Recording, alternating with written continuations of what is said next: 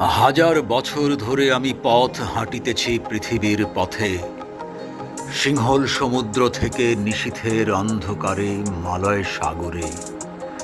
অনেক ঘুরেছি আমি বিম্বিসার অশোকের ধূসর জগতে, সেখানে ছিলাম আমি। আরো দূর অন্ধকারে বিদর্ভ নগরে আমি ক্লান্ত প্রাণ এক, চারিদিকে জীবনের সমুদ্র সফেন। আমারে দুদণ্ড শান্তি দিয়েছিল নাটোরের বনলতা সেন। চুল তার কবেকার অন্ধকার বিদিশার নিশা, মুখ তার শ্রাবস্তির কারুকার্য। অতি দূর সমুদ্রের পর হাল ভেঙে যে নাবিক হারায়েছে দিশা, সবুজ ঘাসের দেশ যখন সে চোখে দেখে দারুচিনি দ্বীপের ভিতর, তেমনি দেখেছি তারে অন্ধকারে।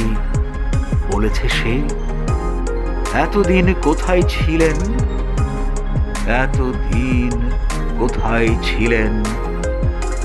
পাখির নীড়ের মতো চোখ তুলে নাটোরের বনলতা সেন। সমস্ত দিনের শেষে শিশিরের শব্দের মতন সন্ধ্যা আসে, ডানার রৌদ্রের গন্ধ মুছে ফেলে চিল।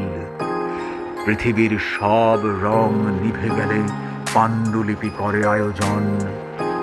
তখন গল্পের তরে জোনাকির রঙে ঝিলমিল।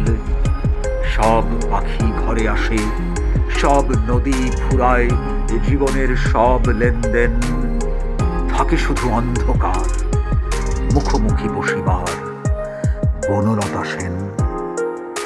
থাকে শুধু অন্ধকার, মুখোমুখি বসিবার বনলতা সেন।